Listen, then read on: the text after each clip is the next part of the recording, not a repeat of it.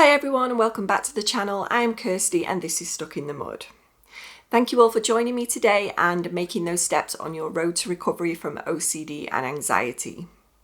As always, if you're finding my videos helpful, please remember to like them and subscribe to the channel if you haven't already. In today's video, I want to discuss the power of allowing in OCD and anxiety recovery. And I've been on this journey for many years now, but I do feel this approach alone of allowing has been instrumental in my own personal recovery and in changing my relationship with OCD and anxiety.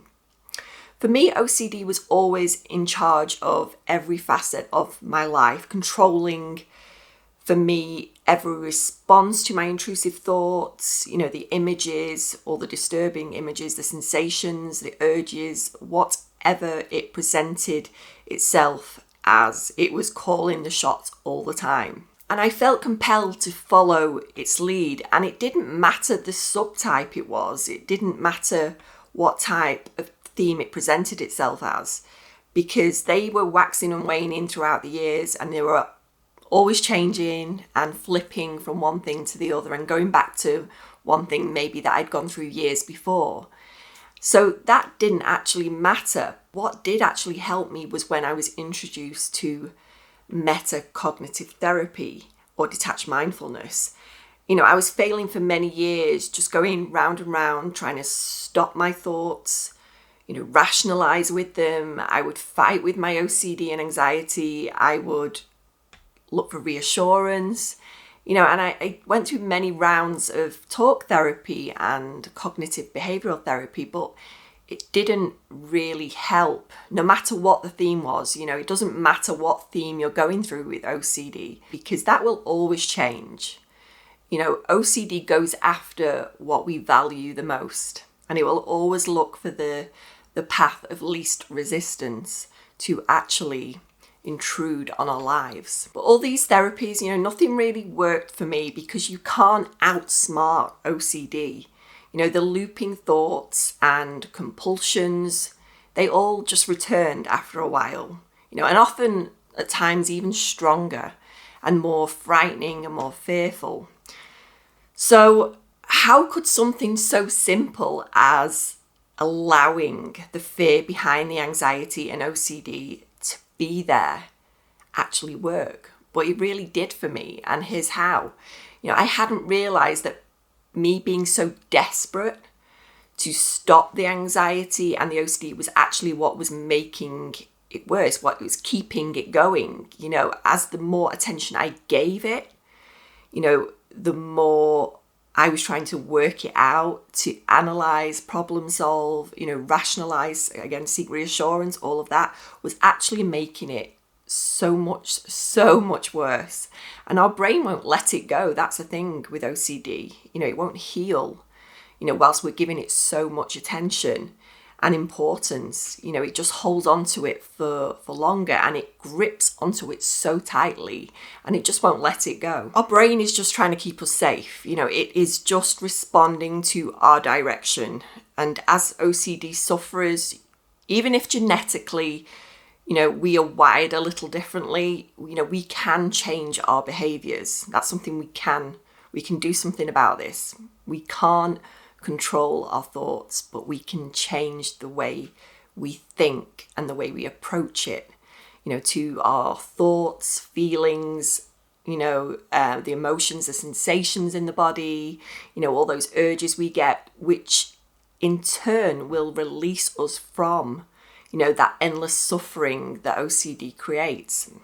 But it isn't easy. None of this is easy. The path to healing, is going to come with some discomfort.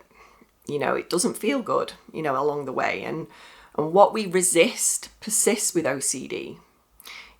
With anxiety, and, we're so fearful of it. We just want to seek comfort and peace. So that is why we end up engaging in all those unhelpful compulsions, whether that be a physical thing like, counting, checking, tapping, touching, whatever it may be. That could be the physical side of it.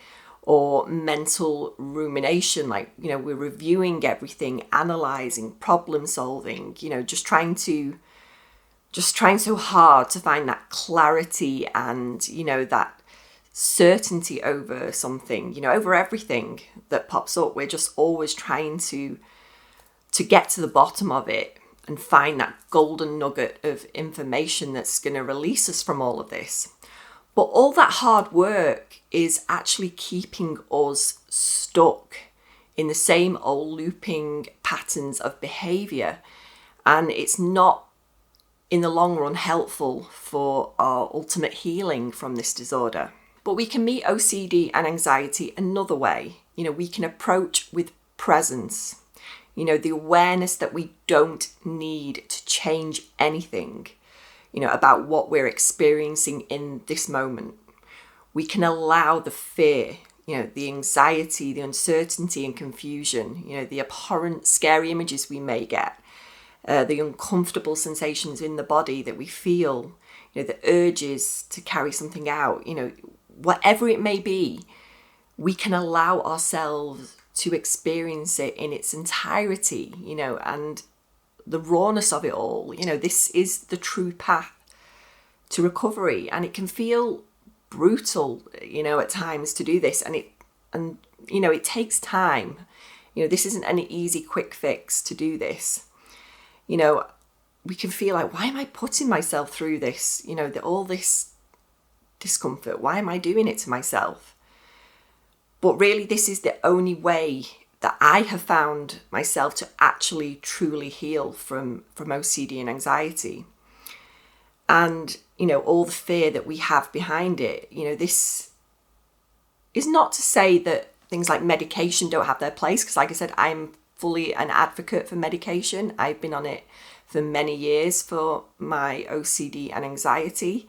That does have its place, it really does. And I would never advise someone to just come off medication and fully engage in all of what I'm talking about here without any additional help. I'm not suggesting that, but that really did help me, the medication, I would say, to actually quieten down the thoughts, the volume on it, because it can get quite loud, and actually let me do the vital work I needed to do for recovery. There are going to be lots of setbacks along the way. Some days you're going to feel like you're white knuckling it through the day when you're not giving into OCD's demands. And it takes so much courage,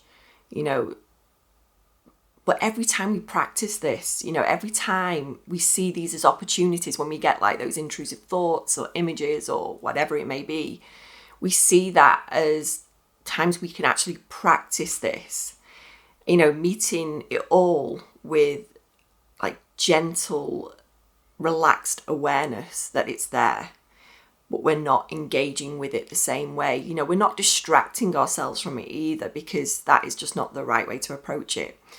Because if we're pushing these thoughts away, they're just going to rebound back, every time, and often stronger than they were originally.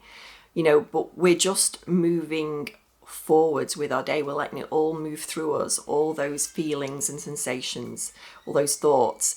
And we're moving forward in a way that we need to, whether it's just carrying out everyday activities or engaging in enjoyable activities, that we might haven't have done for a while, maybe because OCD and anxiety has stopped us doing what we actually like to do. So all the time allowing whatever arises to be there for as long as it wants to stay around. And that's not going to feel good at times. It's going to feel uncomfortable, but our brain is always learning. The least we engage in something, the less attention we give it, the easier it loosens its grip, and it will release on its own. It will reduce in frequency, the amount you get these intrusions, and they will reduce in frequency of when you get them. And if we give a thought or a sensation less attention by allowing it to be there, it will realize that it isn't important, so it can let it go. And that's the beauty of this kind of work. Over time, the more we do practice this, though, the more consistent we get at it, you know, we do truly heal from that root fear we have with OCD, and, you know, maybe the guilt, the shame, or whatever is behind the OCD and anxiety, leading to a reduction in all of this, you know, all of the symptoms, and gaining that better quality of life that we are striving for. And it's not restricted anymore or limited by OCD any longer.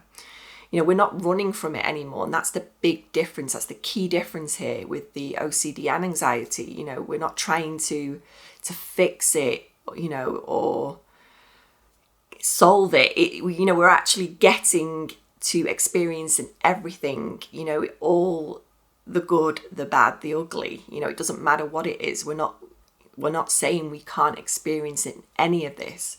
We're experiencing it all, and that's what actually truly does release it. So I hope this video explained a bit more about allowing and why it has really worked for my OCD and anxiety recovery. You know, the long-term treatment plan, I would call it, for my healing. And I hope this really helps you guys out there. So let me know in the comments what you think about this, and I hope to see you next time. Thanks for watching.